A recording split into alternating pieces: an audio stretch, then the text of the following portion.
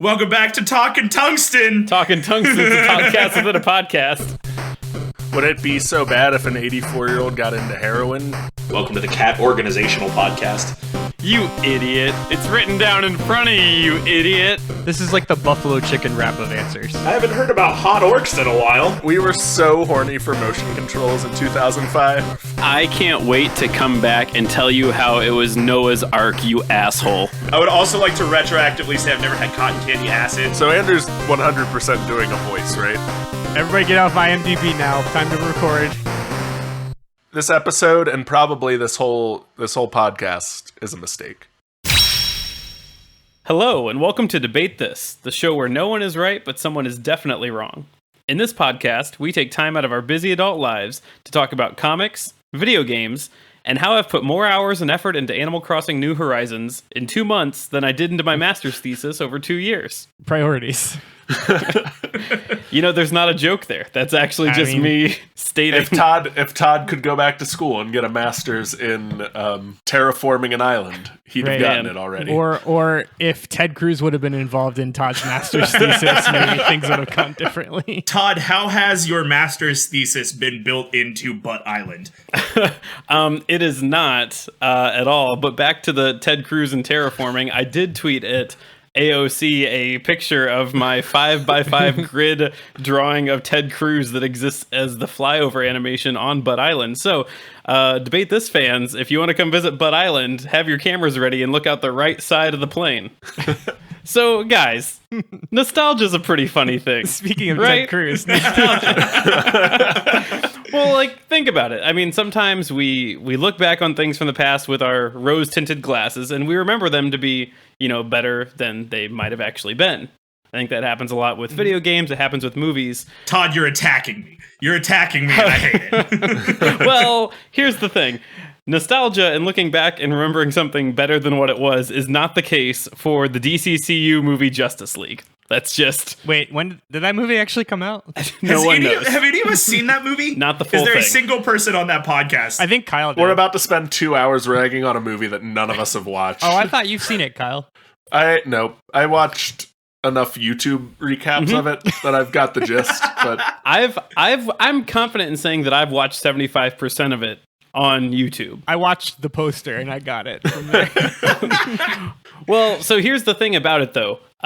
Fairly recently, there's been so for a long time back, you know, if you know this or not, Zack Snyder was principal in the movie, and then he had to step back due to some family situations, and a cast of people came in to try and help land the plane. Anyway, they cut a lot, they changed a lot, and for a long time, the internet has said, like, hey, we want the Snyder cut. Give us the Snyder cut. because DCU fans love them some Zack Snyder, apparently. Oh, man. I love the idea that, like, that's what will make the movie better, you know? Yep. Yeah. Like, that's what's going to save it. Well, here's the thing. So it's recently been talked about that they are actually releasing the Justice League Snyder Cut on HBO Max, and I think a 6 clip series. Oh. Basically, they're going to run it like Weird. 6 episodes of Game of Thrones had, you know, It's or like whatever. Band of Brothers. It only adds like 45 minutes to the movie. It's not- like it's a 3-hour movie. Well, right. It's like a 3.5 hour Oh, yeah, movie yeah. at the full cut. Which, but let us still. be clear, it does not need to be. It's No. the first Justice League movie, and if you would have made the first Avengers movie 3 hours long, we God, would that was not have this nonsense. podcast. It wouldn't be here. No. Well, the MCU wouldn't have existed. It would just died right there. Yep. Well, and we've as we've just said, like, this new cut is going to be longer. It also makes a couple promises. It promises to not only be longer, it promises to feature more characters and heroes and villains, much like Adam the hero and Apocalypse, I guess, is going, or Darkseid is going to be shown in there, which is the DC version of Thanos. And it also promises more characters, more characters, more character development, and less of Henry Cavill's CGI'd upper lip.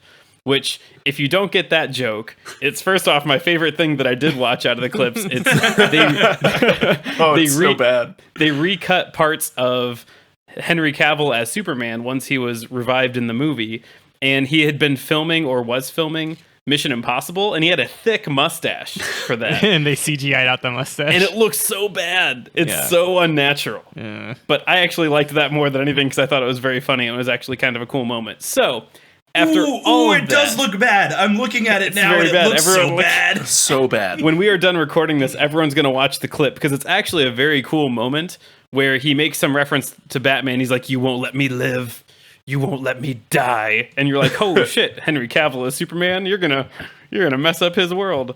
Anyway, this all has a point because all of this got me thinking of the situation that brings us here today. And so, thinking about good nostalgia and bad nostalgia, today I want you to merge classic versions of some feel-good video games with the optimistic palate cleansing that DC is trying to do here with the Snyder Cut of the Justice League. So, listeners, I made some calls to the people who would be best at answering this question, but they were all busy doing the opposite of this podcast. And instead, I have brought you Andrew Gorilla Boss Henderson, Kyle Monsieur Mala Harper, and Matt Titano Cole, and have asked them to help me take a video game from our past and somehow make it better by giving it the DC Comics faceless. You have questions about your names. The word is pronounced Monsieur. Monsieur, It's French. Yeah. Oh, did I put it? Oh, Monsieur. Monsieur.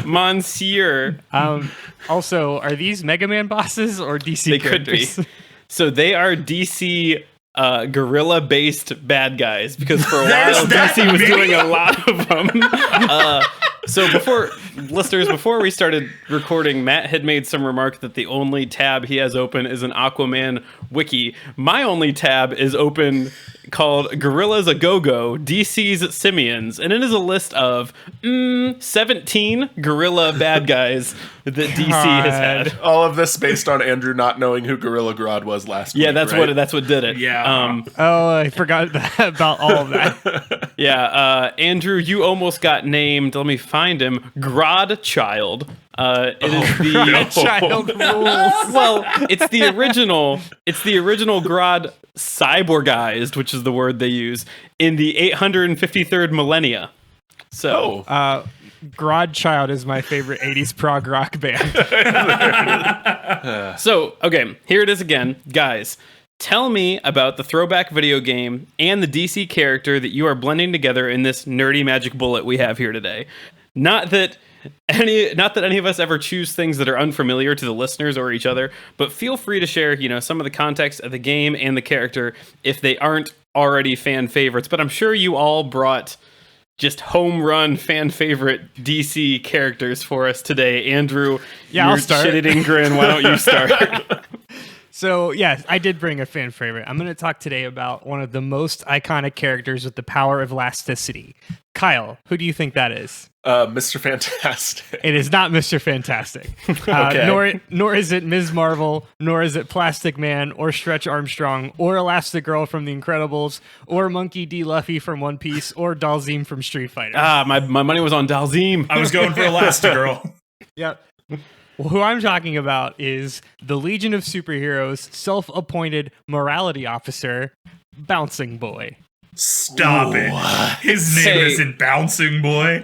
It But is why are you Bouncing talking Boy. about him? Morality officer sounds like a badge you could have paid for on Tumblr in 2011. That Yeah. is a member of a sorority's law council. That's what that is. It is the name they gave to the 7th grader that got to watch the crosswalk for the 5th graders because he tattled Yes. on someone and they gave him a badge. Listen, okay, so I'm gonna talk to you today about the Legion of Superheroes, which this is what I learned today, which I had never heard of before, and you likely had never heard of before either. The Legion of Superheroes comes from the 31st century timeline in DC Comics, which weirdly enough, started in the 60s. This is something that they've been massaging for a long time.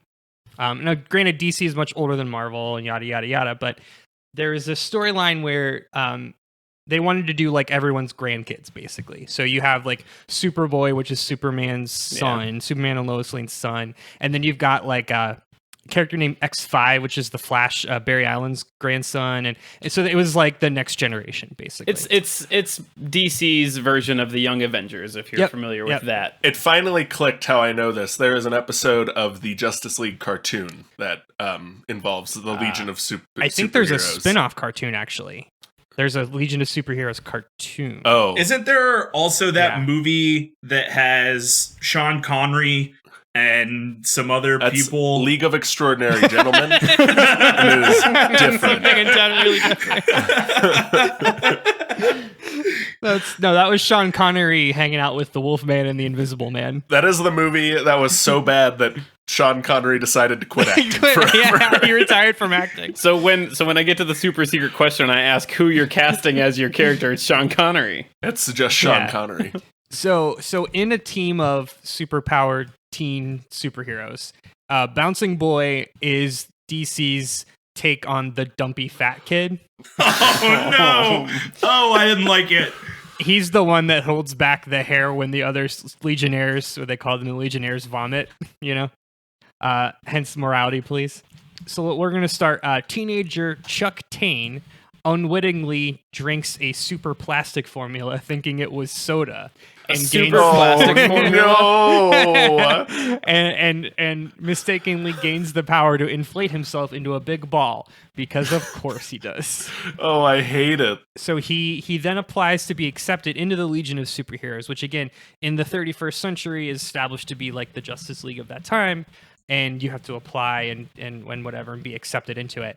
And he was rejected because all he does is turn into a beach ball and bounce around. But this is to quote 3 different sources, he eventually won them over with his charm and wit and sense of humor. So not even very specifically his powers. No. Very specifically, he is the chunk of the DC universe. Oh no. There was a thing in like the 60s comic books though where they had just like the boy character who had no powers and like got to pal around with Superman, and that was his whole character. Yeah, there's another. So there's a shit ton of Legion of Superheroes. They like were mass producing these on a grand scale. Now, granted, again, this is over the course of like 30 years, but there are at least 40. Mm-hmm. So there are a lot of duds, if you will. And believe it or not, Bouncing Boy is like in the original roster of Legion of Superheroes. What? So he was designed to be like the comic relief, like the kind of dumpy character, but he gets married. Like the most important thing about Bouncing Boy is that he gets married to duplicate girl, who started as triplicate girl, but one of her triplets gets killed and is only duplicate girl. Oh no! Yeah. God, DC is so ridiculous. It's so weird. So let me get a little bit more about Bouncing Boy. So unlike our other stretchy heroes that we know of, like Mr. Fantastic and Elastigirl, Bouncing Boy, his power is specific to just inflating himself into a ball. So like he doesn't actually stretch. He just turns into a ball. So as a ball, he can't really do anything but bounce around. So kind of similar to like how Invisible Girl or Mrs. Fantastic originally was just invisible and then she magically got force field powers. Right. Sure. Bouncing Boy, they later like hand waved and like, no, he's like rubber, so he doesn't conduct electricity. So whenever they fight an electricity bad guy, send in Bouncing Boy. They call him their guy. They call him in, yeah. In case of electricity villain break glass.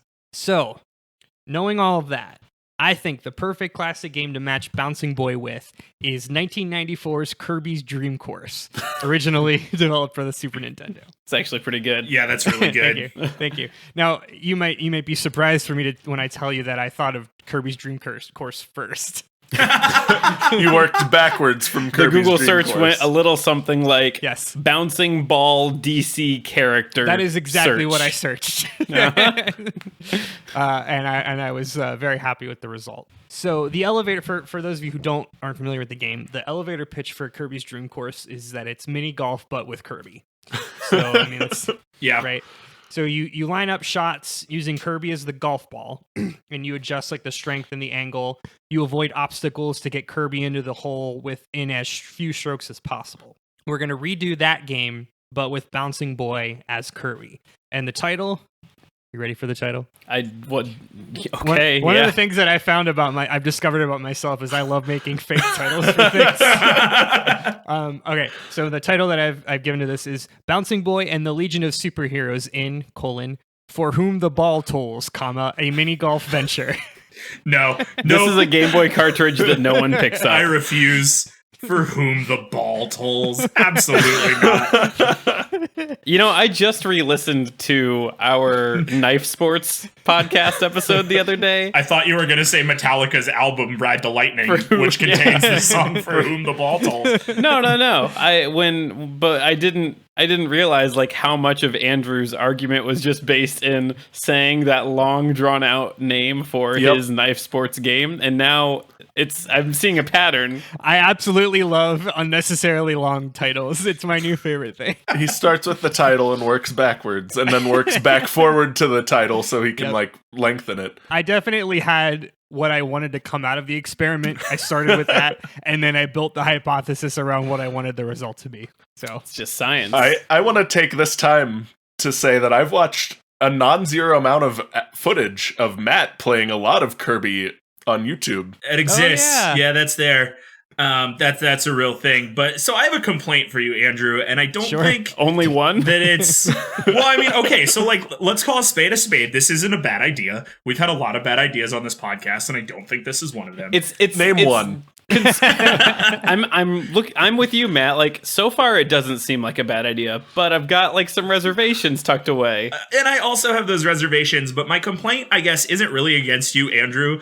It's a complaint against Hollywood in 2006 when they decided that Bouncing Boy was a good enough character to rip off in a movie that I mentioned more than I care to, 2006 Tim Allen movie Zoom.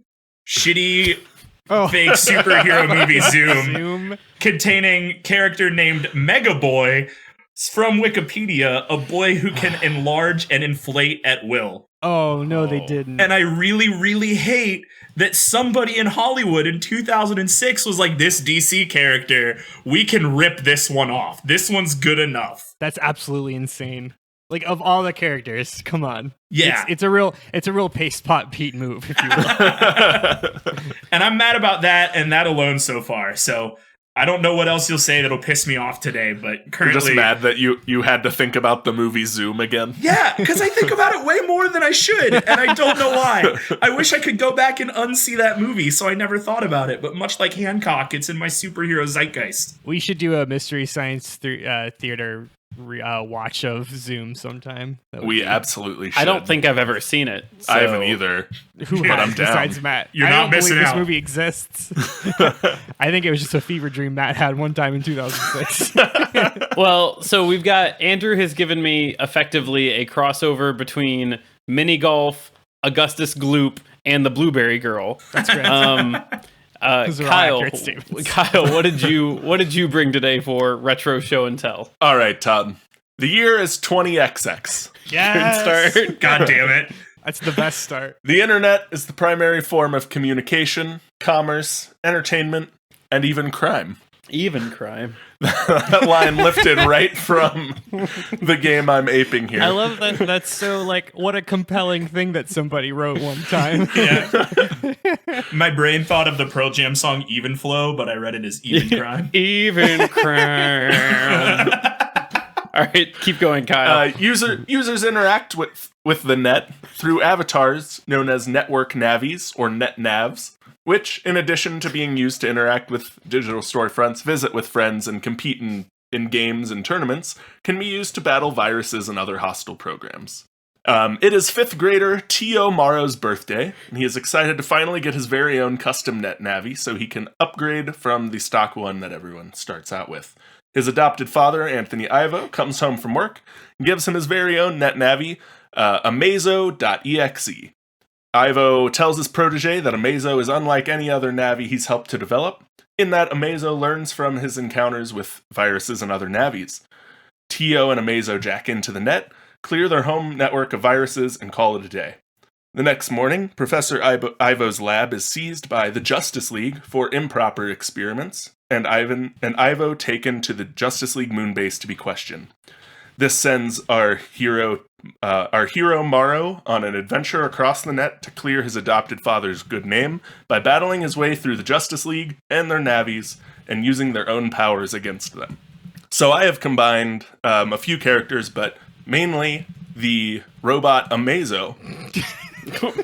Wait, wasn't that in an episode of South Park? Yeah, same thought, Kyle. First off, I'm upset that it's AMAZO because I've been reading it as AMAZO this whole time.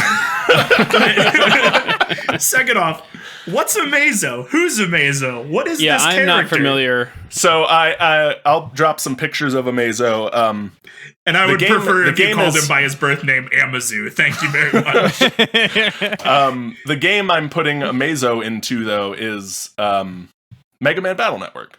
So AMAZO is a DC villain that is a adaptive AI robot that learns from the people it's fighting, and frequently goes up against the Justice League, usually copying their powers, kicking their asses, and then getting beat by the new hero that they thought was too weak to be on the team, but has the exact power set to beat AMAZO. Is this just Ultron? It's kind of just Ultron. It kind of looks like if Black Bolt was wearing, at least the picture I'm looking at, it's Black Bolt if he was wearing the Green Ranger Tommy like shield chest piece he had.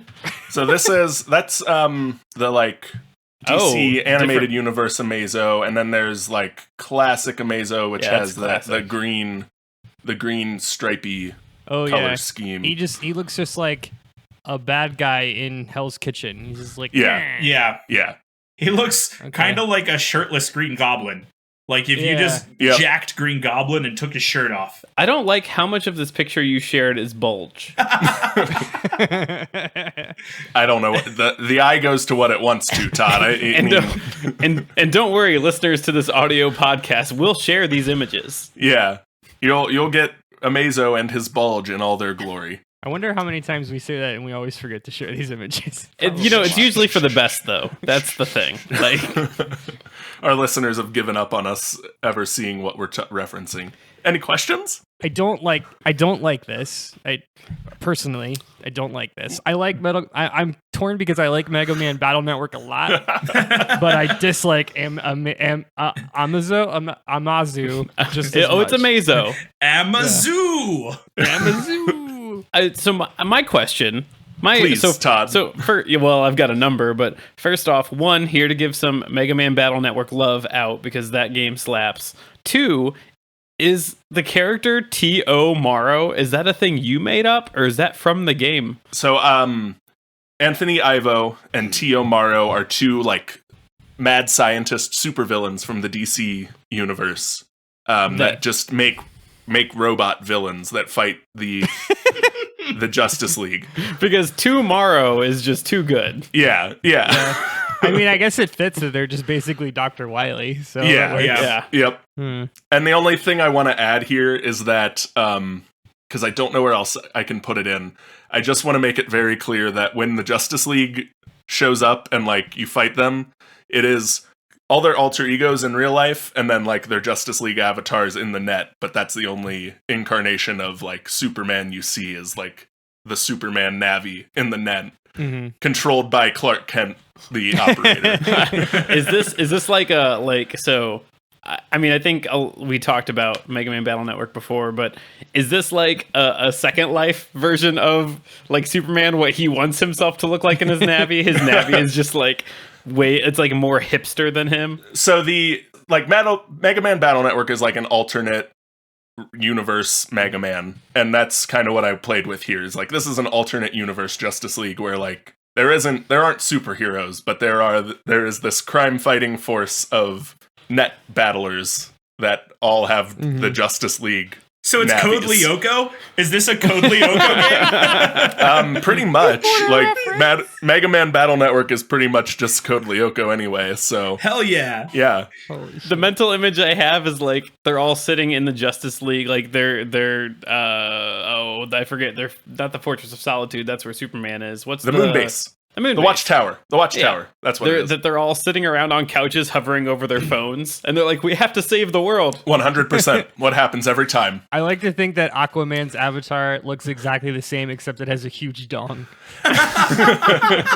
Oh, except it's very much a thing in the Mega Man Battle Network that you can only like interact with things if you are physically in their presence. So you can't just like access something through the internet like normal. You have to go to the place and jack into the device there to interact with it. Because that's how they move you through settings in the game. It's the 90s movies hackers version of the internet. Of the internet, yes. They're trying to hack this bank. They have to be physically in the bank to do it. Yeah. Yes. Yeah. Okay. Kyle, you've given us actually something that I don't hate. So that's a good start. We've got something that makes me uncomfortable. I'll make sure you hate it. I'll make sure you hate it in the next two questions. Still early. We've got a bouncing baby boy. Bouncing we've got boy. He's not a baby. He's a boy. Okay. He's a He's grown a man. man. He got married. No, he's a boy. Well, he later got married. Doesn't he have like boy in the name? She Bouncing boy. she turned a bouncing boy into a bouncing man. Stop it. Stop it. Kyle is showing us what internet fear can look like in the year 20XX. Matt, what did you bring for us today? All right, guys. So imagine with me, if you will, a game about fighting aliens who return to Earth every 500 years to steal the aquatic life from our oceans and consume it themselves.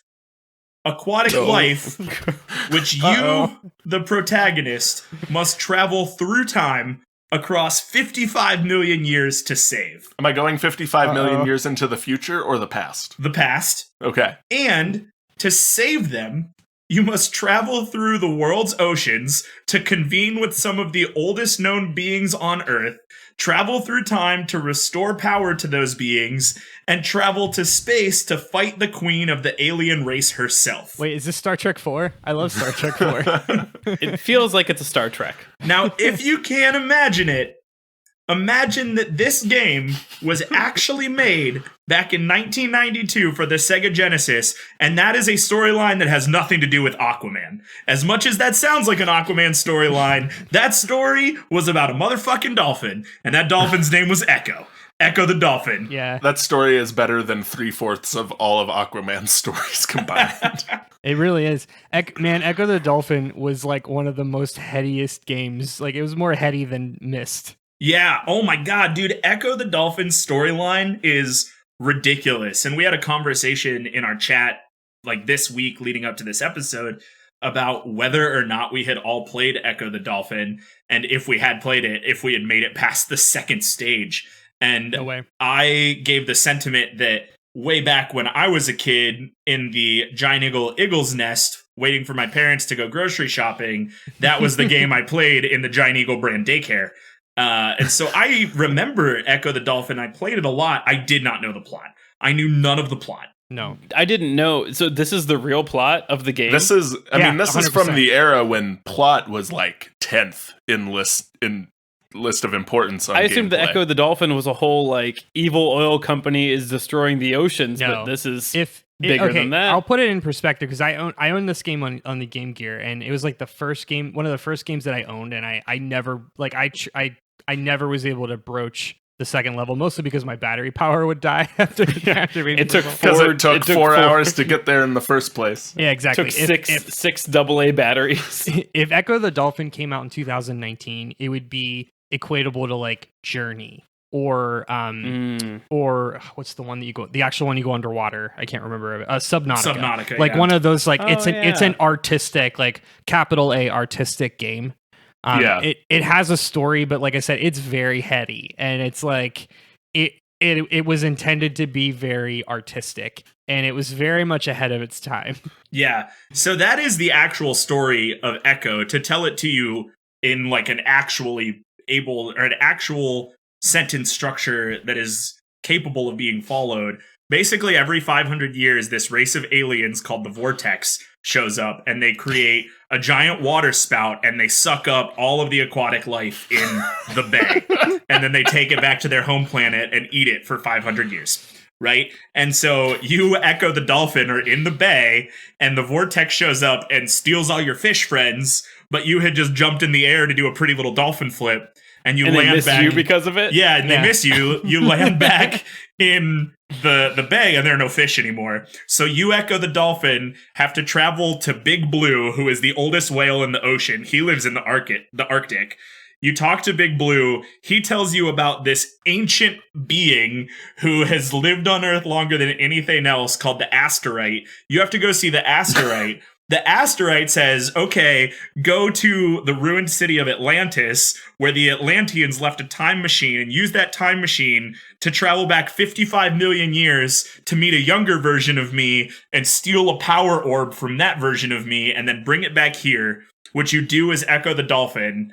And then the Asterite gets the power orb back, gives you special dolphin powers, and you then use the time machine to go back an hour before the vortex shows up, ride the water spout into space, and fight the alien queen with your killer dolphin powers. That is the actual real story of 1992 Sega Genesis game Echo the Dolphin. That's wild. Yeah, it's wild. It rules. It's buck wild. Crazy. I think I listened to a prog album with the same plot. Yeah. It was Grodman, or what did we say? What do we call it? Baby It didn't Grod. matter. Baby Grod, Grod, yeah. Grodson. Grod Yeah, Child. Grodson. Yeah, Grodchild. Grodchild. We got there. Don't act like any of you know. It's Grodchild. Okay, so that is a game that very much exists, and somehow that game had nothing to do with Aquaman. And Kyle and Andrew both did a good job of explaining things to you about their DC character. I cannot do that. I cannot explain to you anything about Aquaman because I read a lot of wikis and I learned nothing. You know we all know Aquaman. Yes. He swims, he talks to fish, and he's the dork of the group. Bing Bam Boom Aquaman. Right, exactly. So that is a game that exists in 1992. Aquaman is a character that we all know exists, and today, friends, we right the wrong of 1992, and today we make a new game starring Arthur Curry, the bastard demi-human son of Thomas Curry, and Atlana, Queen of Atlantis, in most plot continuities. Today we make a game called Aquaman Echoes of the Past, because this whole plot makes way more sense with Aquaman in it than a dolphin. Matt, I don't have any criticism for what you've done yet. No notes. Yeah. Sure. Yeah, right? What do you it. could have just done is at the end of that and said, now that you believe all that, I'm lying, and I would have believed that as well. Yeah, man. But I'm a little blown back by the fact that Echo the Dolphin involved an alien race kidnapping all the fish to eat. Time traveling, a time heist, I guess. Yeah, it's a time heist. Echo not? the Dolphin's a time heist. Yeah. I mean, I would watch that. I absolutely would watch that. I don't know. I mean, this could be a Pixar movie. Yeah. yeah. When the question of this episode was pitched, I was trying to think of, like, I don't know any DC characters, but I know some classic games. And I thought of Echo the Dolphin. I was like, who would be fun to put in Echo the Dolphin? Of course, Aquaman. Mm-hmm.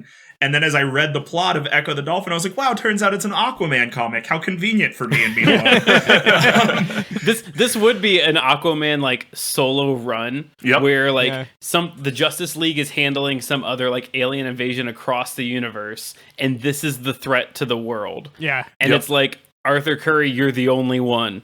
And he's like, I am the only one. This very specific menace. Yeah. Finally. Yeah. Yep.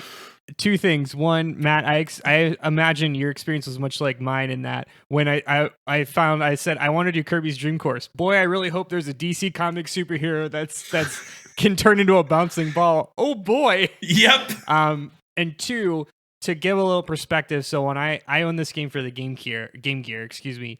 And like I said, I only got to the second level. I only got to the second level because I did not know that you could talk to things. So I would get to the whale and be like, I can't do anything.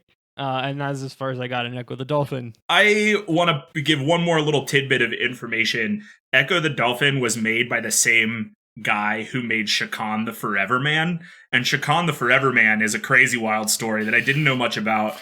But our friends over on Canned Air interviewed the guy who did Shakan the Forever Man. And as I was listening to it, I was like, dude, this story is insane. It's like a samurai who never dies and just fights demons throughout eternity because he is the Forever Man. And I was like, man, that's so heady and weird. I can't believe they made that for the Sega Genesis in 1992. And then as I opened up the Ecco the Dolphin Wikipedia and the first sentence says, from the producers of Shakan the Forever Man, I was like, oh, okay, I get it now. It was a weird, wild west of a world before Sonic came to pass. Because like Genesis was like, we'll take anything. Yeah. Sega saw some shit. They had this and the Lion King game. And the Lion King game was where it was at. Yep. All right. Well, those are actually 3 pretty decent ideas. So that's a good start. So with the release of the Snyder Cut as the HBO Max series that it's going to be, we are being promised that it's going to add context, it's going to add development, and there's going to be overall change to the existing Justice League movie that no one actually saw. So my question for you all is now, what happens when you put this character into your retro game? How does it change? And mainly, like, why is it better this way? Yeah, I can start. So I mentioned this earlier. The most interesting thing about Bouncing Boy, other than he gets married at some point, is again nothing to do with Bouncing Boy, because you've got the entirety of the Wikipedia entry. His name, you got his name. He bounces around. The story is done. But the coolest thing about him is the fact that he's part of the Legion of Superheroes, which is like kind of a cool, albeit most likely misguided, attempt at kind of doing, I guess, like a side franchise. I mean, it's the usual problems anytime you do stuff in the future.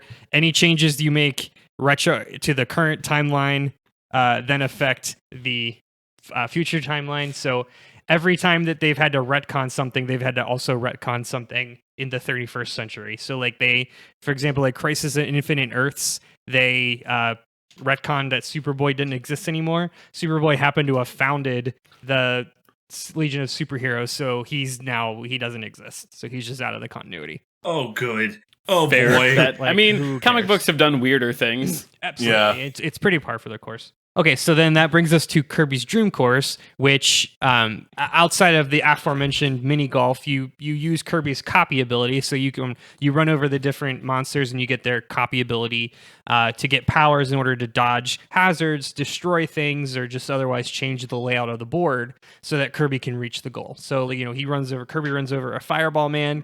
He can turn into a fireball. And you activate those powers. They're all like temporary power-ups. It's all intended to get you to the goal in as little amount of strokes as possible. So in the Bouncing Boy version, I propose that we have the Legends of Superheroes get called in. So Bouncing Boy will call in certain Legionnaires, which is just a weird way to call them. I can't stop thinking of like Legionnaire's disease. I do not like that word. The Legionnaires will imbue him with different properties of their powers. And our Who Cares handwave plot here is that one of the Legionnaires, his name is Element Lad. Good. He has the power of transmutation. So he's transmuted Bouncing Boy with a unique rubber polymer that mimics the properties of whatever it comes in contact with. So I'm going to read off. What I did was I took all of the powers from Kirby's Dream Course and then realigned them to specific members of the Legion of Superheroes. Like I said, there are more than 30 of these motherfuckers. So these are just the big ones. Almost as if there are archetypes of, enemies in the Kirby games and hero superpowers. Yep. So he'll call in Pharaoh Lad, which Pharaoh Lad just turns into iron. He's not Iron Man. He just turns into iron. So it's Fero Lad? Yeah. Okay. F-E-R, yeah. Sure. Yeah. All right. Like Fe, like the chemical, like the iron. It's clever. Welcome back to Talking Tungsten. Talking Tungsten podcast within a podcast. So that's your analog for stone power, because Kirby just like turns into stone and just drops. Okay. So Cosmic Boy, this one's a little bit of a stretch, but it's the biggest stretch.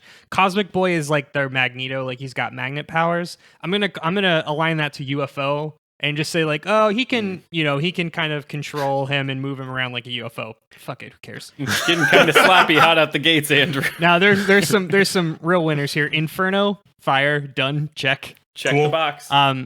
Okay, so I mentioned Superboy was retconned out of the continuity.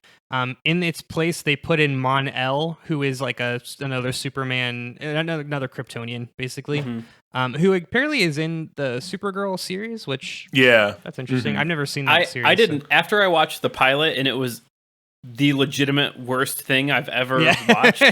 I refuse, and I know it's gotten better. I get it. But man, that pilot was so bad. I know. I've heard the pilot's anyway. Well, El is the last name of Superman's family, right? Yeah. So he's like a descendant or something. I'd have to look it up. Jump ability, or originally high jump, is like the character model is Kirby has a cape. So like it's clearly was based off of Superman. So that's an easy one. So Mon-El is your high jump. Good stretch there, Andrew. Has a cape, must be Superman. High jump, flying, same idea. You got it. Lightning Lad, Spark, again, easy, check. Sure. Now wait a minute. You said he was resistant to electricity, Andrew. Well, this certain polymer, blah blah blah, science. He's not affected by it. He's not conducting it. He's imbued with those properties. It's totally different and scientific. Oh, okay. In case you're curious, the monkey that actually came from Kal-El's family, his name is Beppo, the super monkey. He's one of the other famous primates of the DC universe, everyone.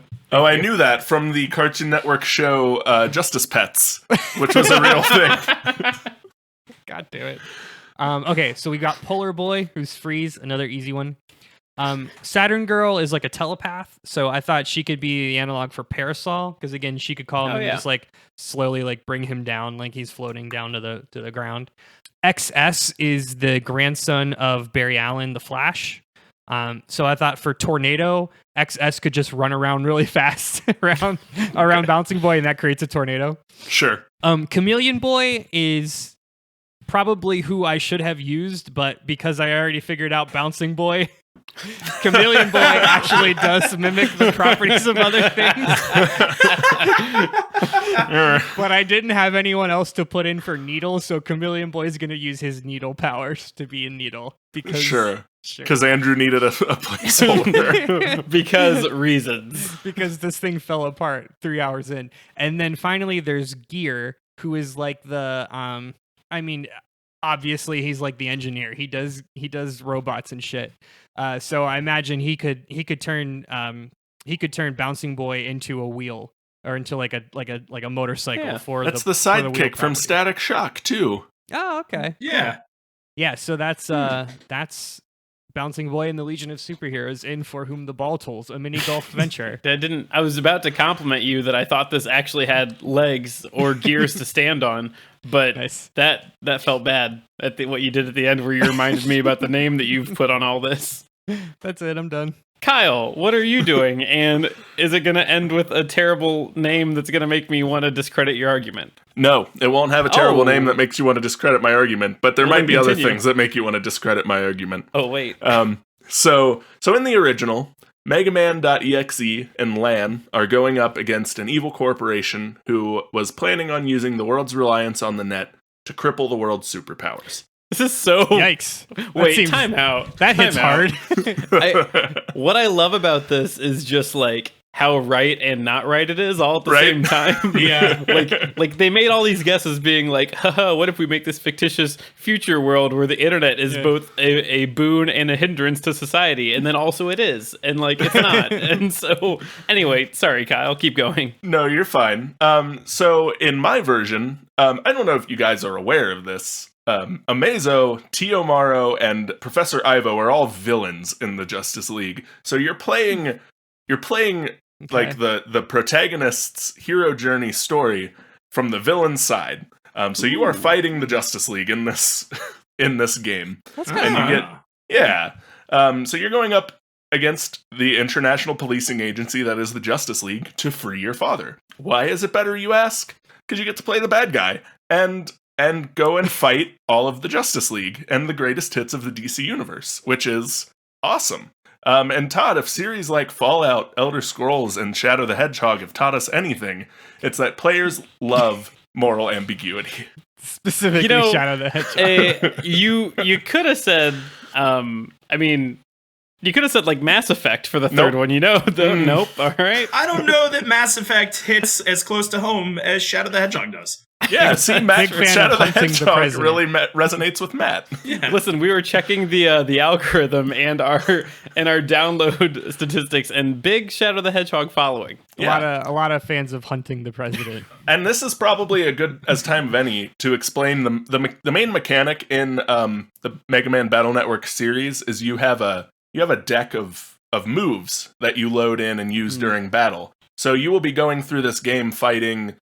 You'll start out fighting low level street level Justice League heroes like Black Canary or Tomcat, and you'll beat them and you get their chip to add to your mix, and you get their power. So you'll just go through and fight all the Justice League until you eventually get to Superman, and you get the Superman chip that turned you into a Kryptonian Godman. It blows up your game. Yeah. And since you can't bring kryptonite into the game, kryptonite does not exist as a physical thing on the internet. You're unstoppable. Exactly. You, Kyle, you just reminded me that Mega Man Battle Network is a card battler. Yeah, It is why 100% I completely forgot. a card battle. Yeah. I was like in my head, I was like, I wonder why. I forget why I stopped playing those games. Oh yeah. because it's a card battle.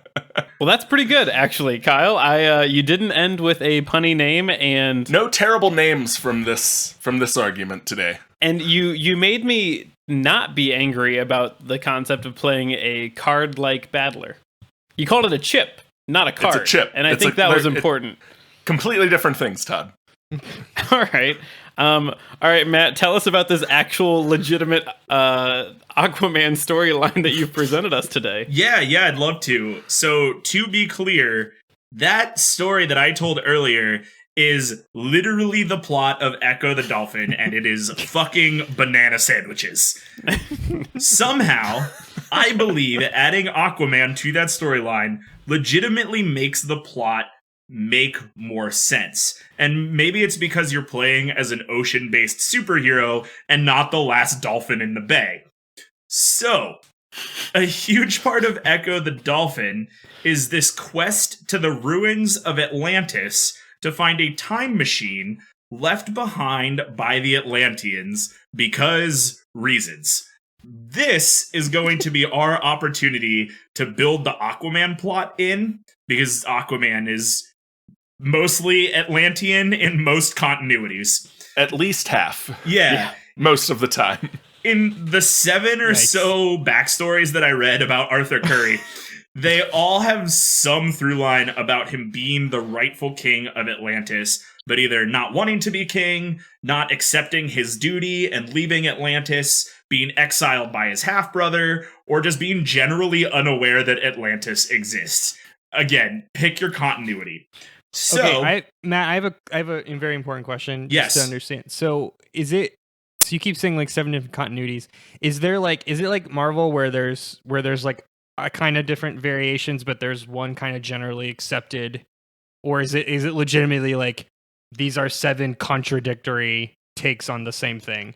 So when I said that the Justice Friends cartoon did a character assassination on Aquaman, I was not kidding, and he's never recovered from that. So DC has legitimately rebooted Aquaman 7 or 8 times to try and make him work. yeah. So these are just different reboots of Aquaman. Aquaman's first appearance was in like 1940. Like, he is a very early. DC, I always forget, is much older than Marvel. Yes. And so he's been around for a long time. And similar to what Marvel has done to the Fantastic Four in the last 15 years, where like a storyline tanks, and so they just jab adrenaline into the lungs of the Fantastic Four and are like, please God, do it again.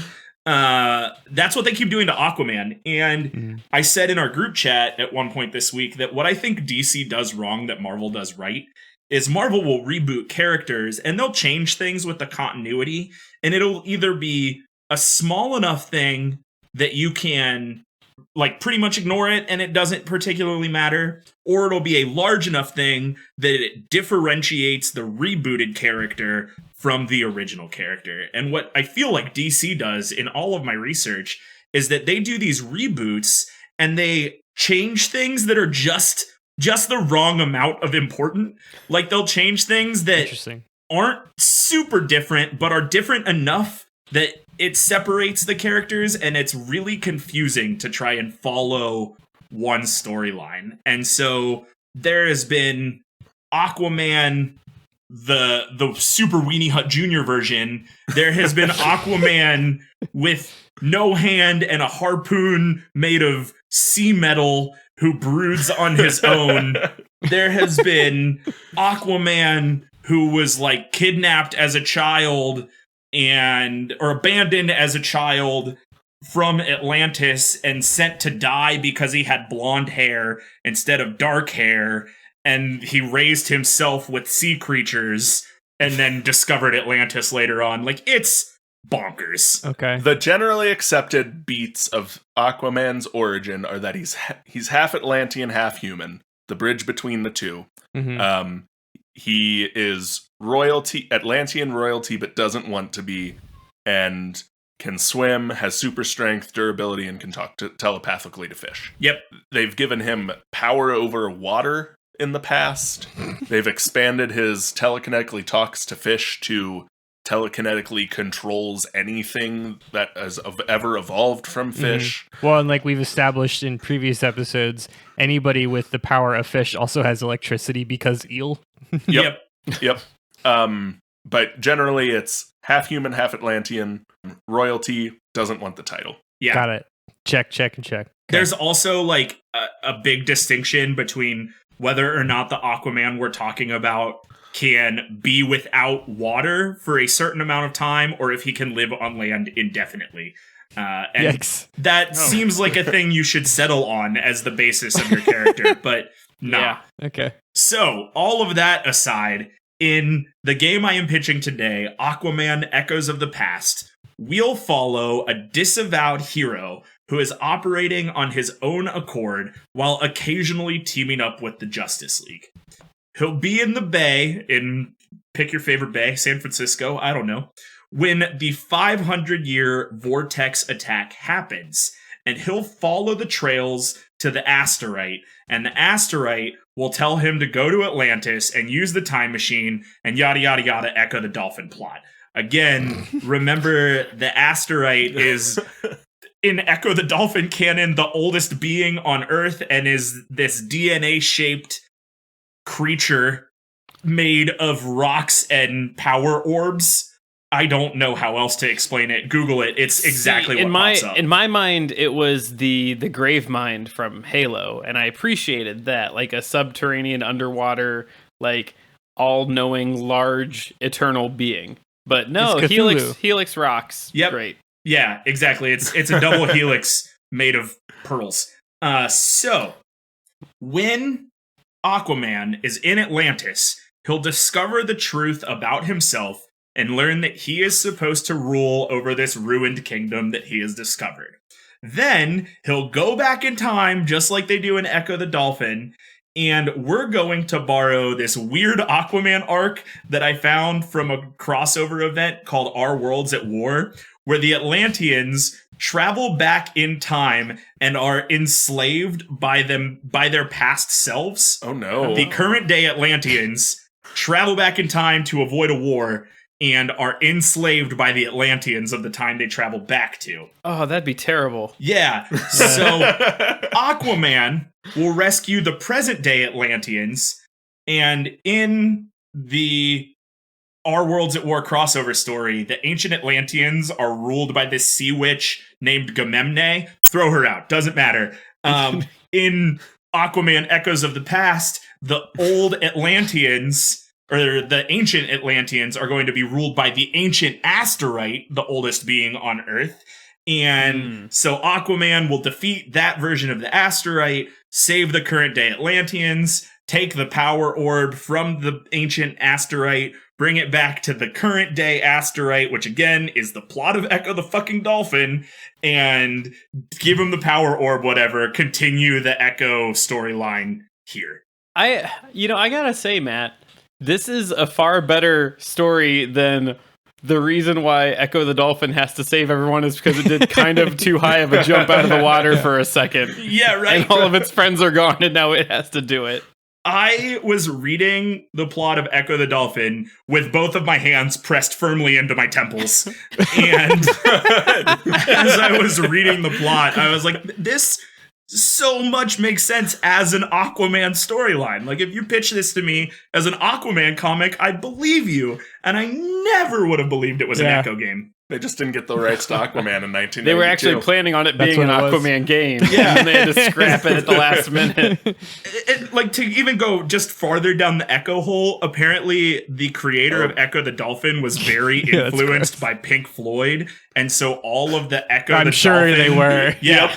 All of the Ecco the Dolphin music is, like, influenced by Pink Floyd. He played a bunch of Pink Floyd albums for the game composers. Yeah. And I was influenced by Pink Floyd a lot in college too. I get it. Yeah, right. The second to last level of Ecco the Dolphin is called Welcome to the Machine, after the Pink Floyd song. It's ridiculous. I cannot believe that this game has flown under the radar for 20 years. Yeah. I want to play a new game with people we talk to at conventions where we ask them what the plot of Ecco the Dolphin is. Oh my god. And because unless they've either somehow played it in the past 10 years or listened to this episode, they don't know. Right. And I want to hear the resource. I want to hear them pitch to me what the actual storyline, because no one's going to get it right. I'm ready for us to play this game and for every single person we interact with to know the exact plot of the game and prove Todd the horribly asteroid. wrong. You have to work with the asteroid and be like, damn it. You have to talk to the whale first. You go back in time. Yeah, so that's what I got. Those are my things. Those are good things, Matt. That was, here. Thanks. Okay, we're going to jump into this third question because I actually worded it ahead of time. And real quick. no, you go. Ecco the Dolphin is on Steam for $1. Oh, fuck. You know what? We're gonna stream it eventually. Window slam by. I'm downloading it right now. So a look behind the curtain, and we make this joke every now and again. We pre-type some of the questions, and I actually pre-typed this as, "Wow, those are great ideas, guys." And usually that bites me in the ass in question 3, but these are actually not bad ideas. Yeah, solid ideas. So hey, these are great ideas, guys. I knew you were the right people for the job, and so now that we are effectively Doki Doki Panicked this video game into a DC franchise, we need to discuss what comes next. So, assuming that this game takes off, which all 3 of them obviously would, what is the plot of the sequel? Andrew. When I first read this, I read this as Doki Doki Literature Club, this video game, which is a much different experience. I read that too the first time. I saw Doki Doki and my brain auto-corrected to Literature Club. So Same. Doki Doki Panic was Super Mario 2.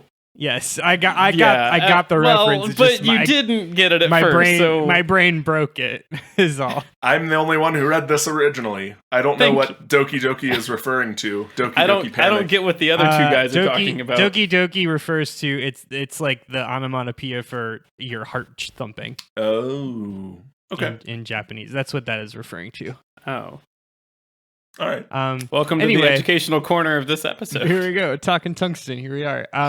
Okay, so obviously Bouncing Boy and the incredibly long title will probably not do very well. Boo, say it every time or don't do it.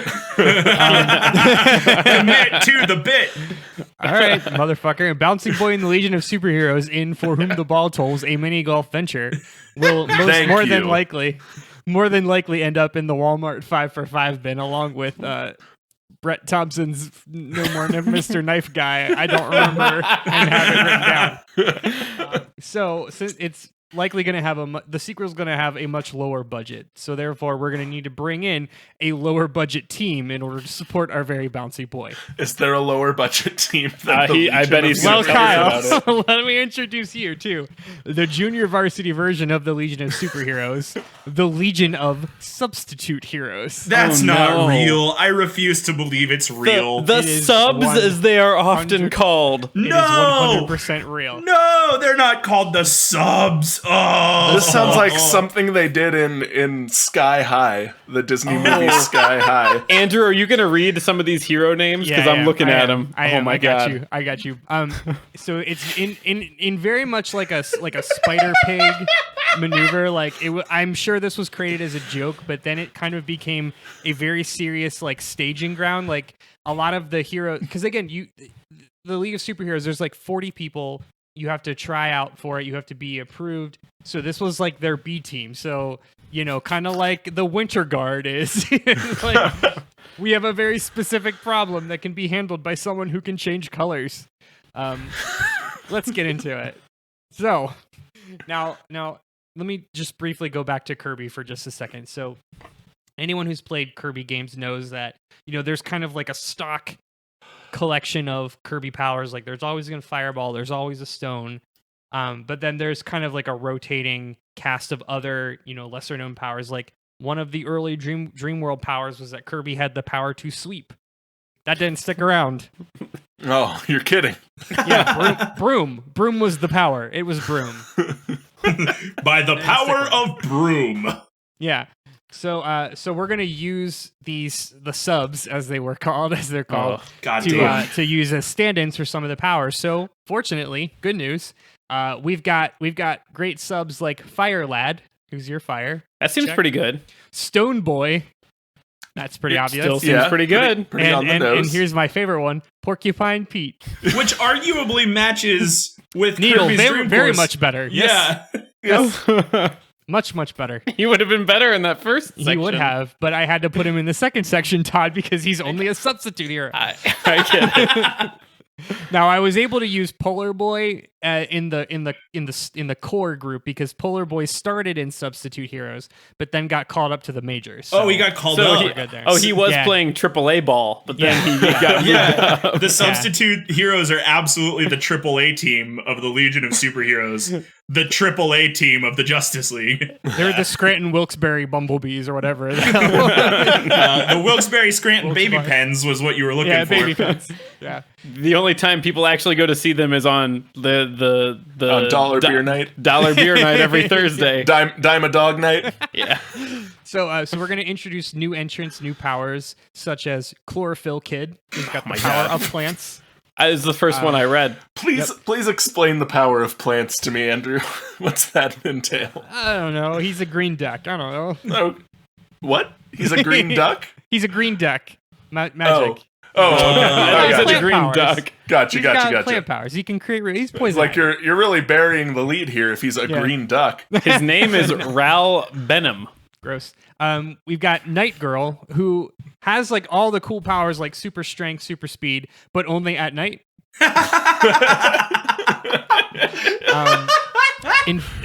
Sure. Infectious Lass, who just spreads disease. Jesus. She's immune to disease, much like a paladin, but she spreads disease. So Aren't all of us in 2020 Just- in some way infectious Yeah. lads? ooh, yeah, that She's one inside hits of her. us the whole time. Ooh, this one is really good. Double header. Does he have two It's heads? just like he has two heads. This is the power Shut of two up. heads. He has the powers of having two heads that have two different personalities. Oh, See, I was gonna no. go for hokey baseball powers. Well, I That's think he what wears was like a thinking. baseball jersey. So Of course he wears a baseball jersey. They're hidden both. Rainbow Girl, which this one is not great. She's got it's a little unclear. She's got the power of the color spectrum or the spectrum of the rainbow, but like each rainbow reflects an emotion. So she's basically Super Princess Peach, Oh no. Oh yeah, yeah. and she can like she can like cast a rainbow and use her like powers of pheromones to charm people. So like kind of like poison ivy, but I don't know. But not but not. But more like Rainbow Bright. Yeah, like Rainbow Bright. And then my absolute favorite is Color Kid, who can change the color of anything. That was like the Heart Kid in Captain Planet. Like there's a very specific moment where they really needed Color Kid. Yeah. So obviously, it's like going back to Kirby, making the Kirby analog. There are Kirby mainline titles like the Dream Worlds and your Kirby's 64 and the like, and Superstar, where they make a whole puzzle out of changing your color and having to go through the matching color door in the process. Damn it. So that's kind of like our main series, right? But like Kirby, there's also like Kirby's Block Ball and Kirby's Canvas Curse and Kirby's Star Stacker, which are just like Kirby equals ball, therefore Kirby equals sports. So Agent Kirby's Pillow Palace. Agent Kirby's Pillow Palace. So I think we can take Bouncing Boy. We can develop other Bouncing Boy themed second tier sports games. Oh no! May I allow me to pitch to you Teen Titans Volleyball. Or table tennis featuring Darkseid, because why not? And of course, DCU Pinball featuring sexy Jason Momoa table as the #1 Prime DLC. It's not even him as Aquaman; it's just him shirtless in front of it. No, it's just Jason Momoa DLC. Jason Momoa. So, again, Bouncing Boy being the pinball, Bouncing Boy being the volleyball, Bouncing Boy being the ping pong ball, upon which Darkseid plays tennis. There's a lot of ways we can go with this. Yes. End of rant. I guess it's a question. We're going to call this a question. Did anyone go to Chlorophyll Kids page? No. Okay, good. Is that Earlier. 3 no's? Okay, well, That's I 3 did. no's. I okay, did. I'm gonna need Andrew to not answer this if he knows the question. If he knows the answer. For the other 2, if you had to guess what his powers were, and like I'm not trying to mislead you, I just want to know if you just really nail it. What do you think Chlorophyll Kid's powers? You mean like what are? the like encyclopedia definition of his powers is or whatever? like what they have. It's not what you think it is. If I told you there was a hero named Chlorophyll Kid and you had to guess what his powers were, I just want to know how close you're gonna get.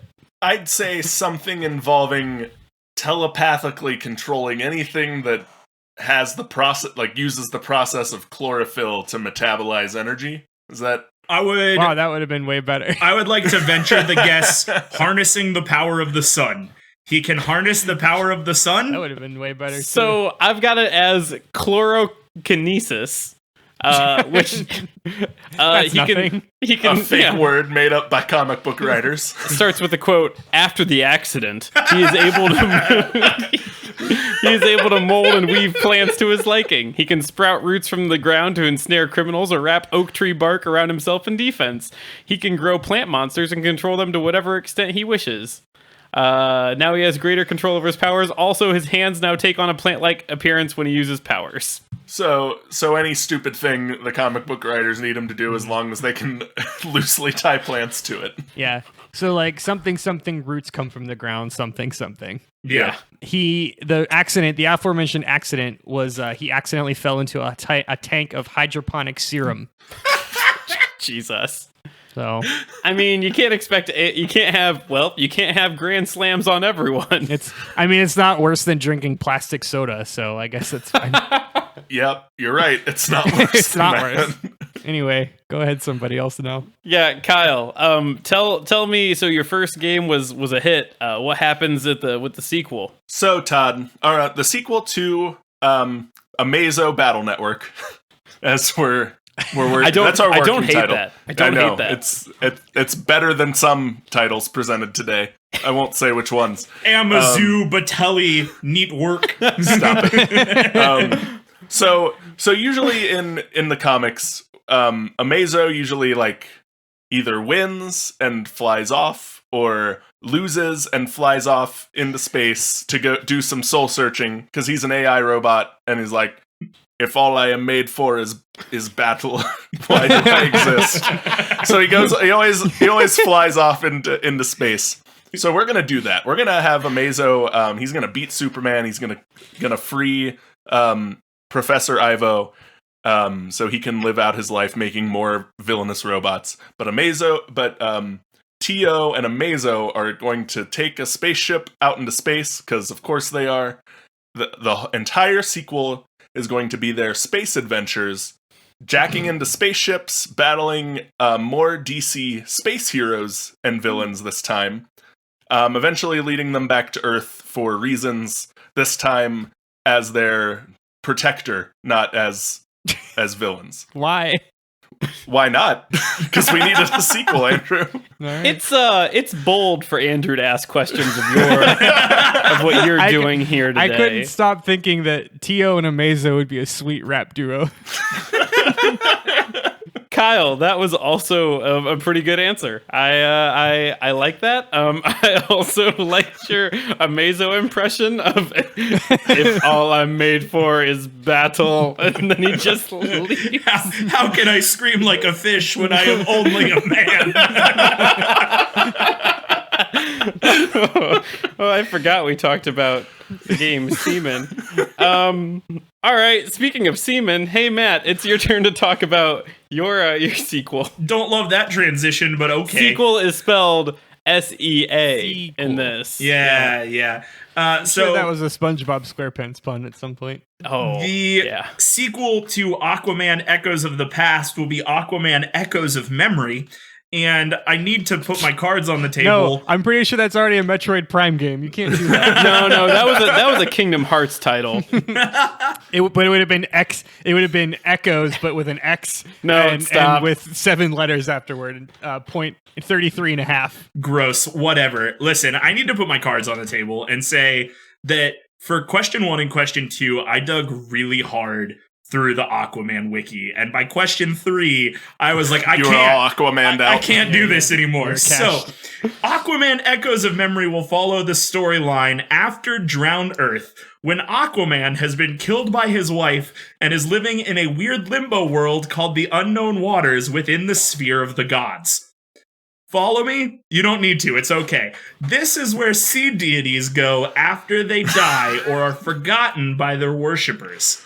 Aquaman has no memory of who he is in this place, but defeats an ancient ocean goddess called Mother Salt, who is planning to drown the world in brine. When Aquaman defeats her, her children, the sea gods of the world, basically make him a demigod and give him a sick tattoo. That is the storyline of Aquaman after Drowned Earth, and I think it makes about as much sense as the Ecco the Dolphin plotline and also the sequel of Ecco the Dolphin, which is Ecco the Dolphin, The Tides of Time. Yes. That's rad. Yeah, that's better than anything I expected to come out of an Aquaman sequel ever. And here's the thing. It's rad, and I'm not sure if you could have told me, I thought up the craziest thing that could possibly happen. Right here it is. And it somehow still falls in line with aliens coming to steal all the fish every 500 years. What's the goddess's name? Mother Salt? That sounds right. Mother Salt wants to drown the world in brine is the best sentence I've heard at least in a week. I know, really good. And in I know that drowning the world in brine would just mean brine envelops the world, but in my head it's like the world being dipped into a big vat of brine. Something that would be very like SpongeBob. A pickle jar. Giant pickle jar. Yeah. Oh shit, that's really good. Yeah, so I don't know. That's my game sequel. It was the best Aquaman storyline that I could find that fit into the Ecco the Dolphin verse. What is his sick tattoo? It's literally a tribal tattoo. Aquaman gets a tribal from some demigods, or from some gods, and becomes a demigod. So we are mocapping Jason Momoa. That's yes. Just what this 100%. Just and him. He's probably going to sing You're Welcome from Moana, where Dwayne The Rock Johnson sings about all his tattoos or some shit. Yeah, I don't absolutely know. sold. Don't even need to think about it. So listen, before we make a choice, before we decide to go in on one of your 2 game franchises that you've got in this retro reboot, I do have one last question. So for the final installment of your game, it's going to get the Sonic and Knuckles treatment. So I need to know what the last piece of the puzzle is for your game. So tell me, what weird gimmick add-on are you introducing to your retro reboot? You know, some games add like a rumble pack, some games have voice recognition they add in, or of course, like I said, the aforementioned Sonic and Knuckles cartridge. And, you know, tell me, how will this new add-on or implement impact your game, and why will it make everyone who buys it want to pick up the first 2 games that lead to it? So guys, I will give you a few minutes while we take a short commercial break. Hey guys, Andrew here. Remember that time I made that really salient point about a popular video game and everyone immediately changed their minds in my favor? Kyle, put a good clip of me right here. What a cherished memory we all shared. Well, I want to take this time to recommend one of my favorite indie games to have come out in the last couple years, and that's Hollow Knight. Hollow Knight is an artfully crafted, tough-as-nails 2D Metroidvania. You play as a nameless knight exploring the massive bug kingdom of Hallownest. As you dive further into the depths of this dying civilization, you'll uncover more about the mysterious plague that has taken most of its inhabitants. The soundtrack, directed by Christopher Larkin, sets the scene of desolation well with its slow, methodical violin melodies and soft piano.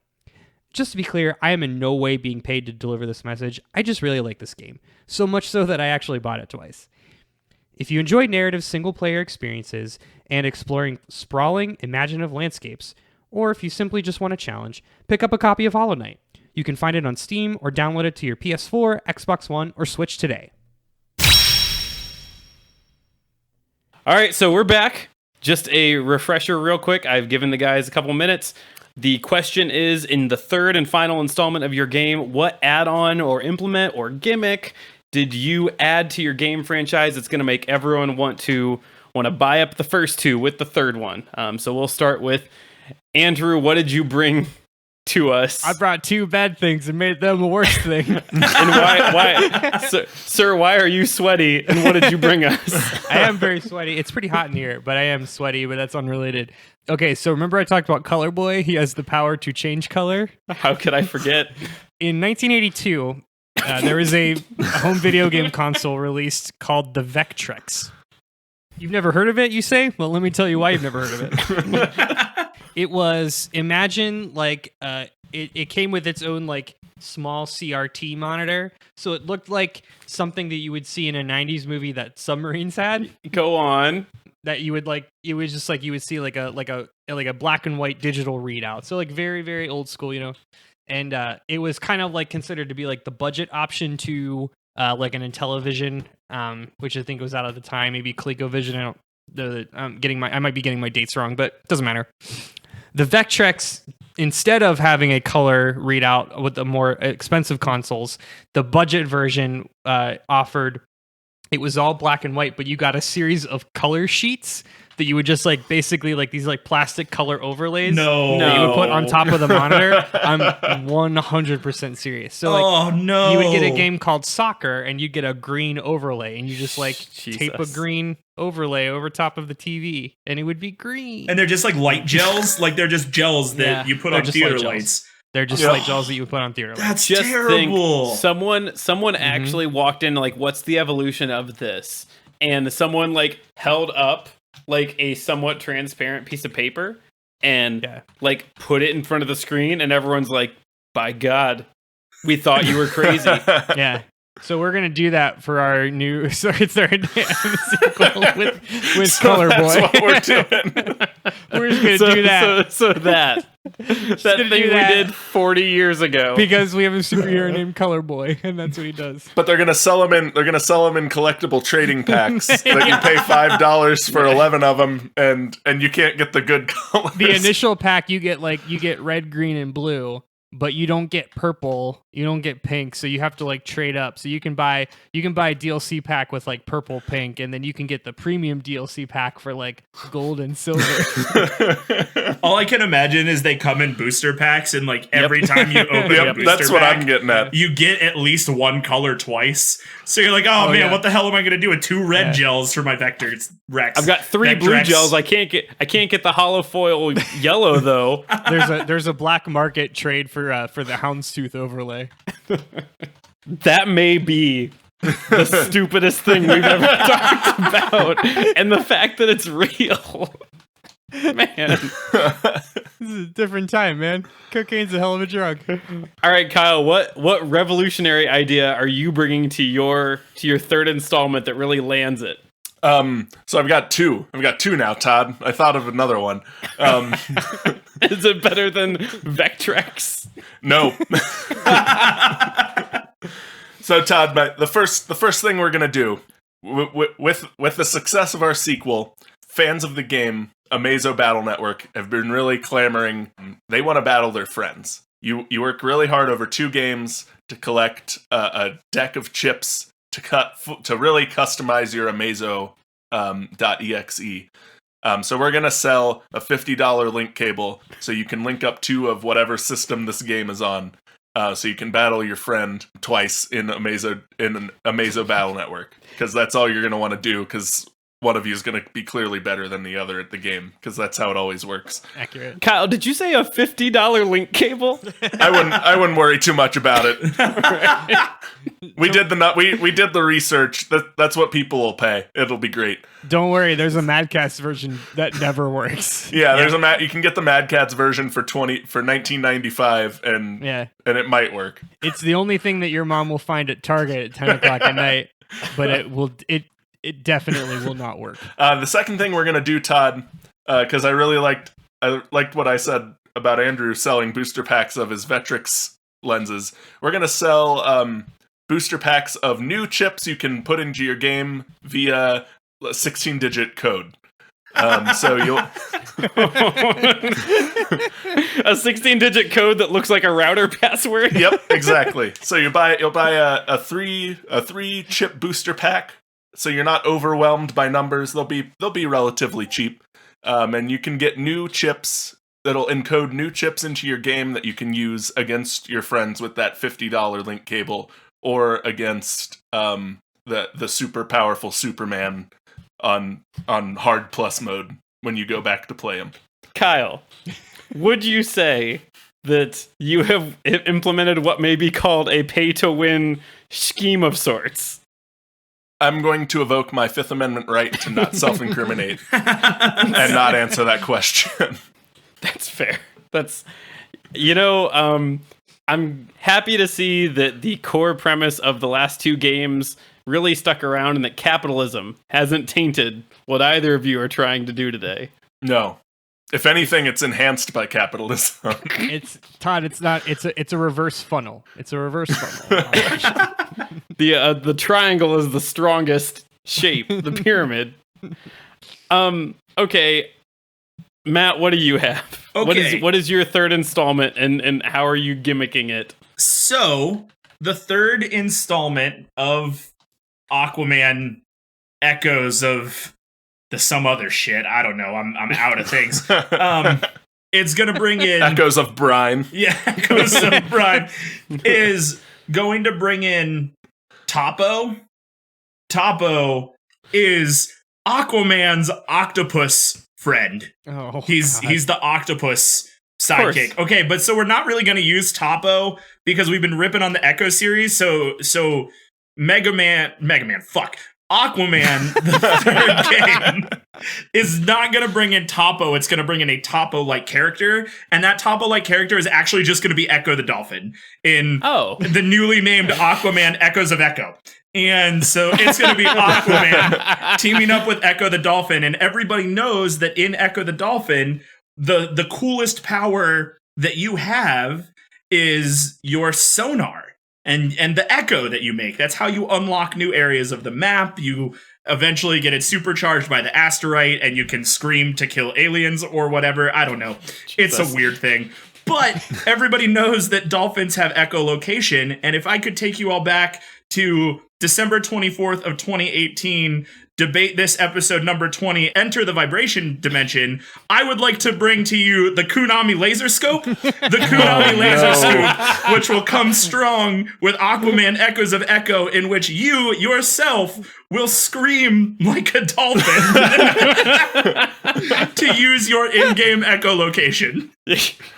How can you scream like a man when you are only a fish? And while Matt has answered that question, it's the Kunami Laser Scope. Shit. Consume Kunami.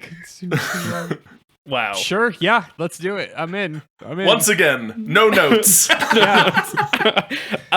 You know, I'm gonna have to make a decision here in a second. But while I'm pushing you out of the boardroom and you're all sweaty now, what are the, just leave me with one good line, like why your project is gonna be the one that gets greenlit. Well, I'd like to take my time to officially congratulate Matt for not only winning today, but also for actually fixing both Echo and Aquaman. Because, yeah, that was very good. I mean, we make the joke a lot about the Reese's Peanut Butter Cup, but you actually took two things that were okay and made them very good. Hey, thanks. This isn't even good vibes yet. Not yet. Yeah, whatever. Andrew's just dumping his in the garbage on the way out. I'm already out the door. I'm out. I'm good. Kyle, a closing statement. Todd, it's a card battler. It's a RPG. It's AMAZO. What else is there to say? One third of that is excellent. I'll let you choose the third. And Matt, what is your closing statement here?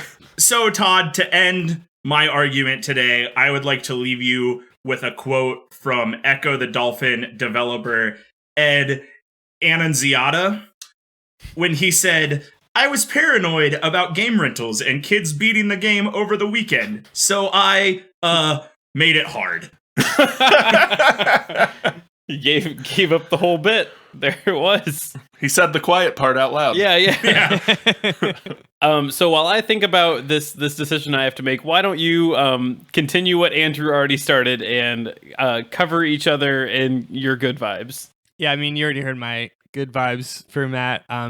That was excellent. It was really good. Thanks. And I don't know if this will make the recording, but just so to make sure it does, I downloaded Ecco the Dolphin off of Steam whilst we were recording this episode, so it now belongs in my Steam library. So thank you. So check out the Debate This Twitch page to see Andrew potentially streaming Ecco the Dolphin. Yes, sir. And just screaming for how frustrating it is. Only up to level 2, though. Well, now that I know that you can talk to things,